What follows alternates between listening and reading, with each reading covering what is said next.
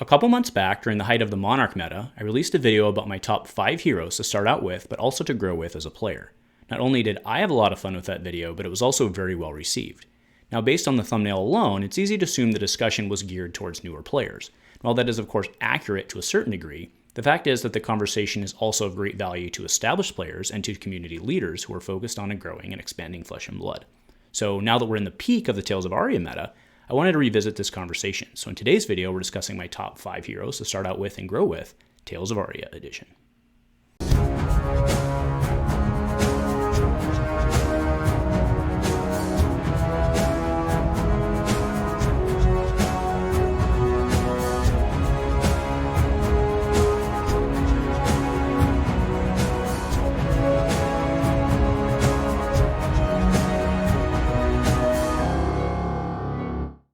A huge shout out to our channel members for supporting what we do here. If you want to get involved with the channel and the Dice Commando community, please consider joining as a channel member.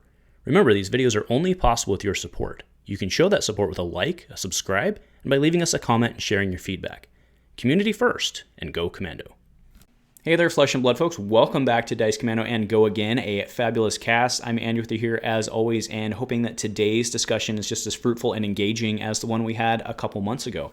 Now, before we get into that, we have the holidays coming up. I want to remind everybody that for all of your gaming needs, not just Flesh and Blood, you can check out my LGS Gongai. You can use code Commando10 at checkout for 10% off all your purchase, anything that they have there. Save yourself a little money. I get no kickback from that, but it helps support my LGS. So again, if you're in the shopping mood this weekend, go give them a checkout. Also, just a reminder that if you're looking for singles, right, we just had Unlimited Edition drop. So if you're trying to, fill out some stuff from Tales of Aria, you can head over to Fab Foundry. If you do use the code below when you're shopping, actually I get a little kickback from that. And it helps support my needs as well. So thanks for considering that.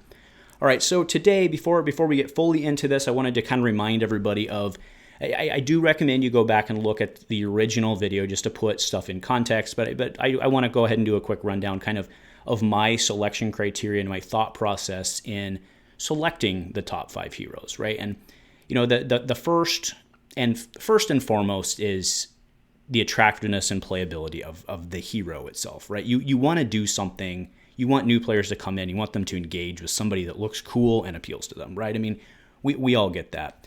But on the flip side, if their favorite hero really stands no chance and they're going to lose every game, they're probably not going to have a good time, right? So we have to strike the balance there. So also, I like to consider having growth, right? That's a huge part of this. It's not just coming in and being good, or not having not just coming in and being a great starting point, but having avenues of growth, right? The elemental heroes, believe it or not, are actually really attractive from this standpoint because you can go, at the very beginning, they can choose one of the elements or try and do both. Hopefully you guide them to do one element or the other. But you guys see what I'm saying, right? There's multiple pathways. They can try things out. They can try different decks over the time, and they don't feel like they have to just stab, kick for the rest of their life in the game, right? So that is something that I think is definitely worth considering, especially when the games are, some of these decks can be very expensive. You don't want them to have to basically restart and do a new hero if they want to change their playstyle. And to that end, the finance part of it that I was just talking about, right, I do consider collectability and price in this as well, right? We want our starting heroes to be relatively approachable to start with. And sure, all of these guys, once you start building out their equipment suite, can get expensive. But we want them to be relatively easy and have a relatively good starting point to start out with. All right. So just a quick review of the last video where we stood, the Monarch top 5 list. We had Prism at number 5, Dorinthea, Katsu, and Dash were at 4, 3, and 2. They were all kind of tied in there based on personal preference. And then Bravo was our big number 1. And again, for the full details there, you can, again, go back to that video and look at it. But we do have a couple significant changes to the list this time around. So the first is that Prism is off. So Prism is no longer on that. Primarily, so all of the arguments for her being an attractive hero and being on that list before still hold. Part of the problem is she doesn't play as well into the current meta as she used to, right? There's a lot of really, really, really bad Prism matchups right now. Combine that with the fact that some of her, like if you actually look at building out like her full deck, I was surprised. I was putting together a deck for my buddy Mike the other day, and it actually wasn't as cheap as I thought it was, which kind of caught me off guard. So that's part of the reason that I've bumped her from the list. Now, is she in the end more expensive than any other hero? No, I don't think so. But once you start looking at a lot of that, a lot of the, cataclysms and soul shields and stuff like that, which feel pretty fundamental to the deck, those actually start adding up pretty quick, right? So that is why I dropped her from the list, because I feel it's not that she's gotten worse necessarily, it's just that I think there are some better opportunities. Next, we have Dash. So Dash is number 2 before. Everything I said about Dash, I still stand by, except for the fact that with the announcement with Arcane Rising being done, Dash is in too uncertain of a position going forward for me to recommend it to a new hero right now, right? That may change in the supplemental set. It may change 1 or 2 sets down the line. But right now, I can't tell a new player to go pick up Dash because we don't know if she's ever going to be supported again, right? In the true sense, right? We know that she's going to get a card or two probably in the supplemental set. Fair enough.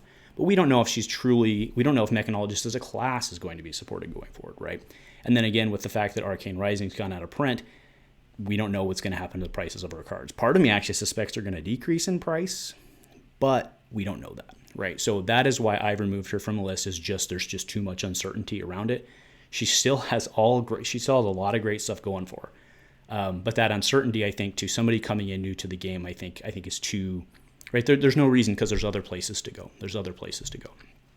All right, so moving into our list for Tales of Aria, my number 5, and believe it or not, I struggled with this one, but my number 5 is Lexi. Now, right out of the gate, I'll just be honest, the reason I struggled with her as a top 5 hero is the fact that it still bothers me that you will see as we go through this list, and you saw in the previous video, that almost all of these guys had repeating damage from their weapon, right? Prism did not, but right, it does concern me from a new player standpoint that Lexi doesn't just have a weapon to swing.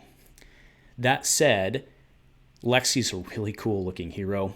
Again, you can do the ice, you can do lightning. She has a lot of options. You don't necessarily need New Horizon. It's great. I'm not saying it's not, but you don't need New Horizon out of the gate to be able to play Lexi.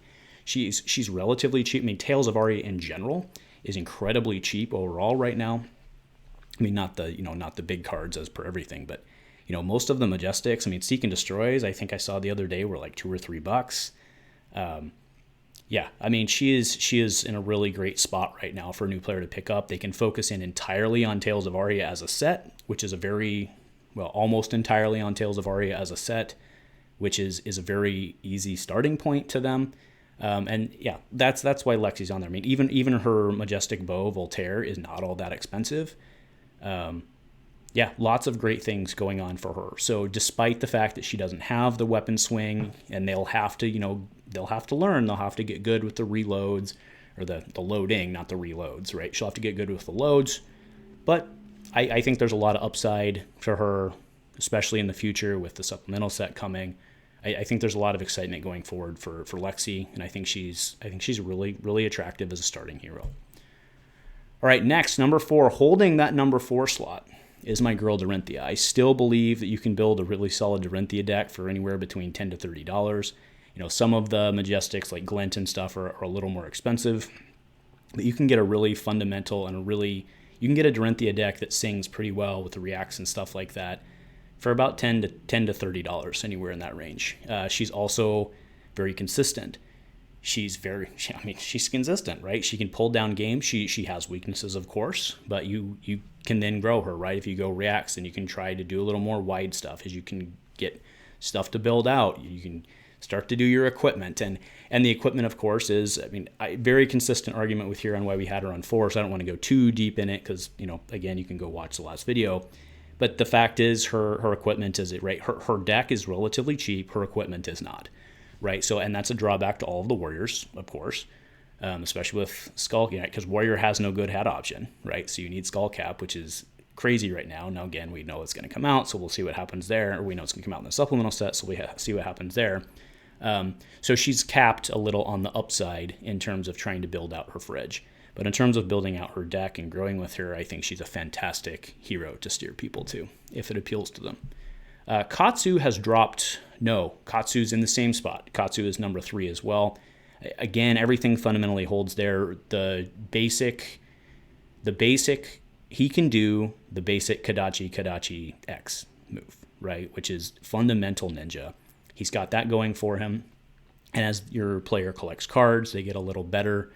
They grow more. They can start doing the combos and banishing. And Katsu just has an insane amount of, he's really easy. He's really straightforward. He's exceedingly cheap. Ton of upside, ton of growth. Very fantastic hero to steer people to if that's something that appeals to them. Right, number 2, dropping from the number 1 spot, is Bravo. So Bravo's consistency reigns supreme. You have the hammer strat, like just to start out, you can just hammer and hammer and hammer and pummel and hammer and tear asunder and pummel and tear asunder again and pummel, right? And you get it. He's very, very, I think tear asunder is only like $4 or $5 right now. He's just a fantastic, great fundamental hero. You can work on, as you grow, you can go into life gain. You can start collecting your crushes and then learn how to like maybe take a little to the face and then come back. Now, one downside to him is that, with the crew announcement, since we had the last video, Creator Fist has gone crazy. But, it's the same argument for Dorinthea on Courage and so on. So Bravo is a fantastic hero. The only reason he's dropped to number 2 is because I think that there's a better number 1 for the time being, and that number 1 is Briar, right? I don't think this should come as a surprise to anybody that as of today, with the way Briar plays today, she's incredibly good. She's incredibly cheap, right? Even if you don't have the equipment, she has viable replacements for almost all of her equipment, right? She has either Iron Weave, she uses Snapdragon Scalers. You can play Mark of Lightning instead of her Grasp. She has tons and tons and tons of options available to her. The Cheerios deck, if you go and you net deck, most of the national things, barring the CNCs and E-Strikes and stuff like that, it's like a $10 to $20 deck, if that, right? Depending on how much Exude and stuff is these days, but I don't think they're anyway, you get my point. Very, very cheap deck. Plus, being an elemental hero, your new player can focus mostly in on, it's kind of the same argument that we made for Lexi, right? You can focus mostly in on Tales of Aria. You can go the lightning route, which is, of course, probably the better route to go early. Well, I actually don't know about that, because I don't think my main take. Let's go ahead and skip to the next part here, which is if Briar does get an errata, which I think whether it's going to happen or not, I don't know. But if Briar does get an errata, she still has the Earth angle, which fundamentally will be relatively untouched, right? If you look at Simon Denning's deck from UK Nationals, his deck strategy will be relatively untouched by Briar getting Elemental added or something like that, right? So again, in today's environment, based on how it reads today, probably your new player will end up skewing towards Lightning. I think that might be a little bit of a trap, because they probably won't learn how to block real well, and that's why I think probably steering them to like the Earth thing might help them out. Because remember, a lot of this is to start out with and grow with. They're going to have to learn over time.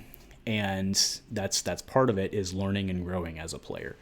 And with how cheap she is, the fact that they can come out swinging, quite literally. It's, again, my personal feelings on Rosetta Thorn and all that notwithstanding, I think that she's a really great place to put them into, because they can come out, it's kind of the same thing as starting somebody out on like an Ira, right? Like, it's relatively simple. They're going to win a fair amount of games just because of what it does. And they're going to get hooked, right? And they're going to then decide to try something else, and they're going to become a good, valuable part of the community. So anyway, that is my list. Hopefully you guys have been typing as we've been going through this, sharing your thoughts, but I am very curious to hear your feedback. I do know that the number 1 slot might be a little controversial just based on people's feelings of that hero currently. But I think if we step back as a community leader, a community organizer, and look at it in a vacuum, I think Briar is a relatively safe place to steer people. But again, anybody on this list, I truly believe, is a really solid starting point. A lot of people, I think, would be attracted to Lexi with the shooting bows thing. That's why she's on there. Bravo, of course, is always just a solid staple. Life gain, hammer, hammer, hammer, crush.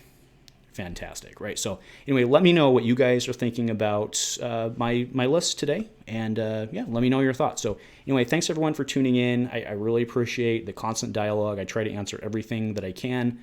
I love interacting with you guys. So yeah, so let me know. Hopefully we'll get to see some of you in person real soon. If nothing else, folks, go Commando.